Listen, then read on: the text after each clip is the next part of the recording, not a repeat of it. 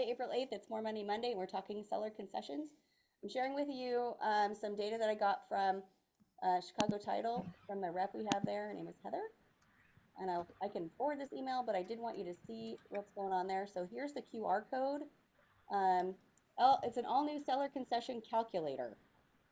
Just another tool you can put in your tool belt there. And then she has a printed sheet here that I'm going to share with you in just a second. Let's see if I can get it up on the screen here. I cannot. Okay. Let me open that sheet here. Oh, wrong thing again. Wow. Okay. Today's the day. Hold on. Okay. So there are different things a seller can do. It says, what closing costs do sellers' concessions cover? In case you're not sure, there's recurring and non-recurring closing costs. I'm sure Brad could break that down for us pretty well as well. But these are some things that you can ask the seller to do, or as a seller, you may do in lieu of some other concessions. Typically, the seller can provide a credit between 3 and 6% of the purchase price, but it will vary by program. So that's something for them to contact their lender about. And it does speak to that here on the different loan types. What I thought was super interesting was there are maximum seller contributions for certain things on certain loans. So this is super important for you to know that there's limits. You can't always be 3%. So it gives you some other kind of small print there, but it does go over the different types of loans. The seller concessions are closing costs that the seller agrees to pay. So there are some things you can do here. Brad, I have a question. If a seller is doing some of these, can they also do concessions for rate buy downs, or is this like all in one, like this is it? I don't know where Brad went. You're off, Brad. You're muted. Sorry about that. Couldn't find the button. Yeah, it is all inclusive. So any of the buy downs, whether it's temporary or permanent, will fall in the scope of what that max cap will be. Okay. So I thought it was interesting because it goes from 2 to 6%, depending on what kind of loan they have. And USDA has a really big concession. Is there a reason why? I mean, you're the best person to ask. I'm asking you. Yeah, no, USDA is just a zero down program like VA. Why they're much higher than VA is beyond me. Other than it's just a different entity altogether, even though they are both serviced by Ginnie Mae. But yeah, it's really just comes. A lot of it is old technology, so to speak, back to when purchase prices were relatively small. And so that's where some of these things get into the 6 or 9%, because it's just never been changed. But with the large purchase prices that we have now, it goes a long way in a lot of cases. Yeah. Okay. So I just thought that was interesting because I didn't know what the limits were. I know that there are seller concessions, but I never really saw a breakdown of, by loan type. So I feel like that's super helpful. It is, yeah. And also to that point too, also making sure to optimize that money as well, because in a lot of cases, the average closing costs are typically around 2% of the purchase price, give or take. So if you're getting, much higher, then you want to make sure and optimize that money and look for ways to spend it, whether it be paying, buying down the interest rate or paying HOA dues forward. There's usually things we can do to make sure we optimize and we don't leave any money on the table. Okay. Does anybody have questions about what we're looking at here as far as what's available as a concession? I've seen HOA fees, I've seen property tax, loan origination fees, inspection, title recording. Like some of these are like closing costs, right? And then mortgage points and discount points. So that's rate buy down, right? Yep. Okay. Yeah, so this is what we can ask a seller to provide as a discount as part of the listing, or? Absolutely. Yeah. And also keep in mind too, that a lot of times, more often than not, you put in for a request for repairs, and then the seller, rather than doing the repairs, will just give a concession. But if they're already giving, say, 2% on your loan to help out the buyer, and then they're giving a credit for the repairs, it all goes into the same pool. So that's one that you have to watch out for and be careful with. I see. because you And could also how you exceed. label it. Yep. Yep. Yeah, so on an addendum or such, you would need to spell out, wouldn't you? What the concession. Yeah. So, bottom line, this is where communication is key between agent and lender. Because if everybody's communicating properly, then there's no surprises and you'll work around the possibility of any issues before you get to that issue. Yeah, and I really like this. I feel like it's a good quick reference guide. Like the Yeah. beginning here, it says closing costs prepaids and up to 2 discount points. Okay. And then So also, one more question. This max yeah, seller contribution is the law limit, or it's just a norm that max that they can go for?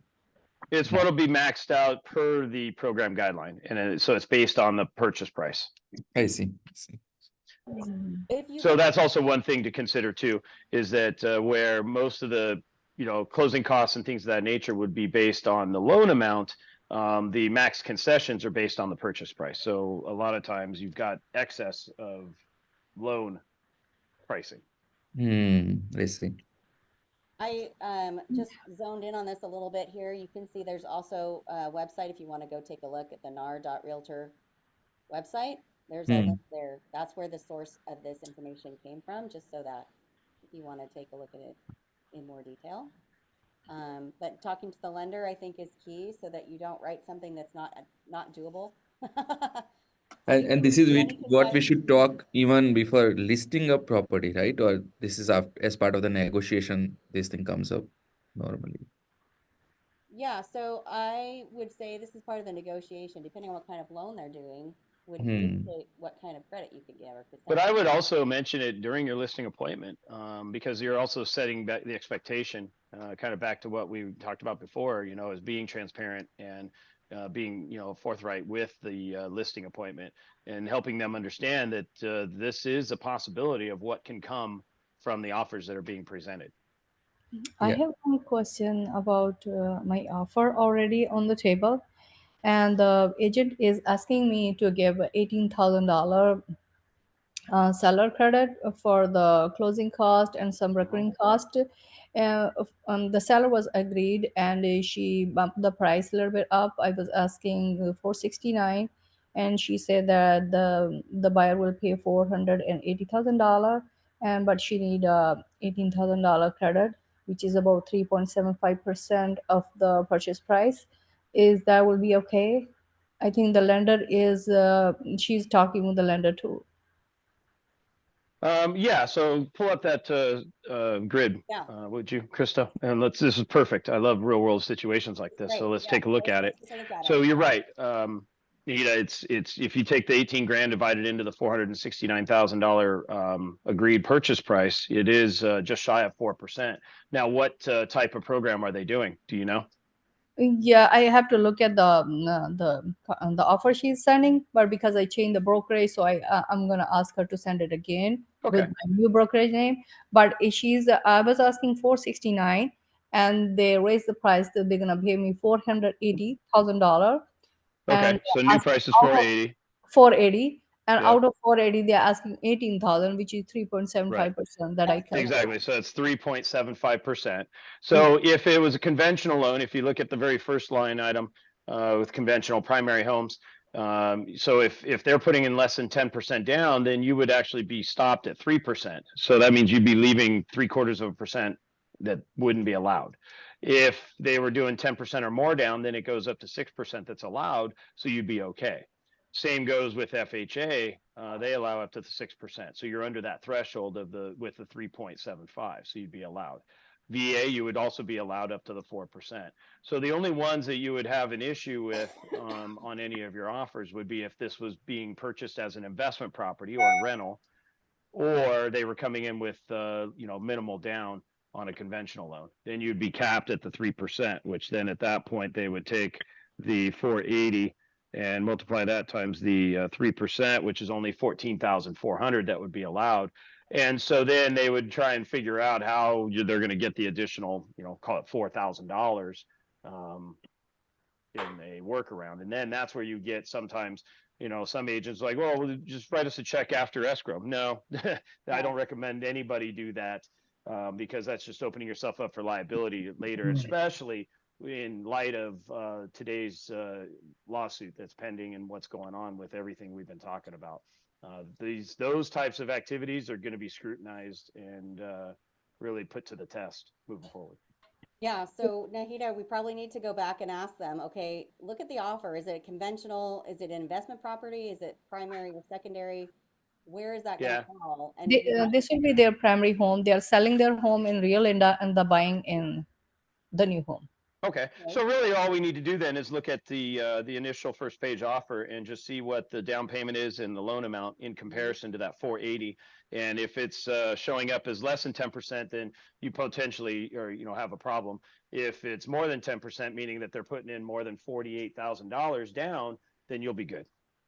Okay, if they are putting 10% down, then it'll be fine, right? Yeah, exactly, because then you fall into the cap of 6%, which you fall under. Okay. As an example here, using Nahida's example, let's just say that the buyers did the same thing. They want to purchase the home for 18,000 more, but they want to pay their buyer's agent commission with that. How does that impact it with what's going on now in NAR and so forth? Is that going to be allowed, or it would be allowed? Okay. It's again, it just comes back to there's still a gray area. I mean, we have yet to see everything finalized with this whole NAR deal. In addition to that, the big question I get right now all the time is what's going to be allowed in the loan to be paid through the loan, and we don't have any guidance on that one yet. Right. Because ultimately we've got the GSEs, as we call them, which is Fannie, Freddie, HUD. They're all kind of waiting on the coattails of this approval of the final details on this settlement. So once the approval is finalized and then the settlement is in place, then the GSEs will be working on our side to figure out what's going to be allowed and what's not. Because under normal pretense today, commissions can't be added into the loan. But that's because that's running off of which is a large part of why the seller was paying those commissions to begin with. So as the rules change officially, then the lending industry will be backpedaling into that to see how we can keep things moving for buyers. Yeah. So as of today, when you explain seller's concessions, you cannot explain that a 2.5% concession would be going to a buyer's agent. That's not allowed today. Well, it could be in the sense that if they were paying, so if the buyer's paying that 2.5%, it goes into the same pool of funds. It's one big giant pool. So that would be added in. You'd have an additional 2.5% added to your closing costs, which then back to what we were just describing, if you were capped out at 3%, that's going to be a problem if they're getting more than that the 3%. But if you're dealing with 6% cap, then it would probably more than likely fall into that 6% and you would be okay.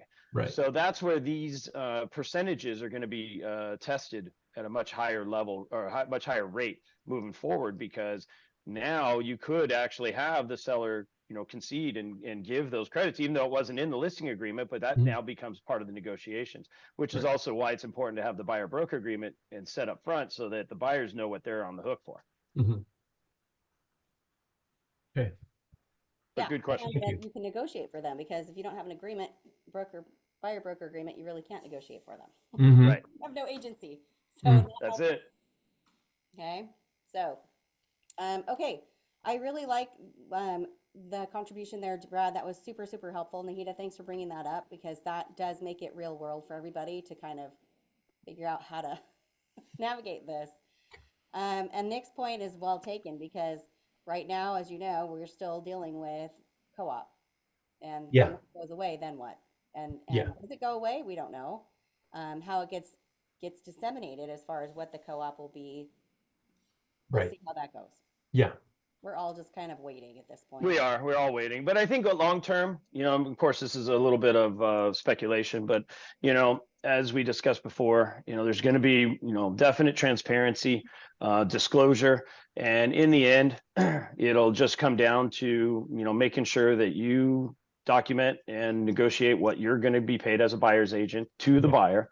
And then if the seller is contributing enough to cover that or has agreed to cover that, then great. If not, that means the buyer will be on the hook, but then that will be added to the closing costs. But then we might be negotiating in our offer for sellers to pay a higher seller concession, which is exactly what we're talking about and how it all rolls in. So then in the end, the seller would end up paying it, but at least everybody's on the same page as far as disclosure and transparency. Yeah. And Just a here, little more legwork to get to the same place. yeah, and I always people say, well, okay, the commission's already rolled into the loan. Yes, it is. It's already in the purchase price. Like it's already factored in there. It's all in the same pie. Yeah. Yep. Yeah. It's in there already. It's just Already, which yeah. line item is it going to go on going forward, right? Yep. They're already paying the commissions. They're already paying it through their loan, but it's just not a line item. So Right. we'll see. Okay. Anybody else want to take a swing at this? Any questions for Brad?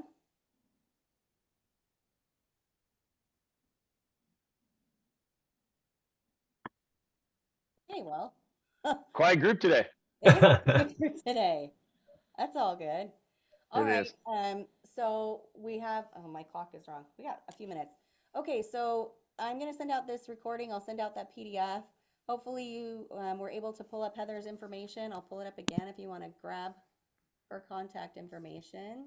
Krista, is this PDF that we're referring to located on the Chicago Agent One app? It may be. Oh, okay. It says it's in there, Chicago Agent. It should be because, Agent One, just so you guys understand, is a virtual app that is actually embraced by most title companies. So whether it be Chicago Title, First American, Verus, they all have the same app. So it's really just a matter of getting with your rep to have access to it. Got it. And generally it's free. You just need to have a conversation with your rep. Yes. And away Yes. you go. And the Agent One app too, if you haven't had any intertwining with it or interaction with it, please feel free to check with your title rep.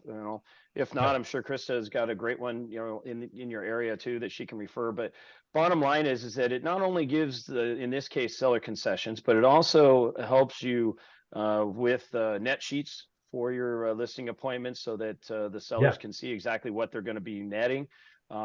It also has, although I don't recommend using it just because you have to set them up properly, and being you're not in lending, it gets a little more complicated as far as getting the right results out of it. But it does have buyer cost sheets as well.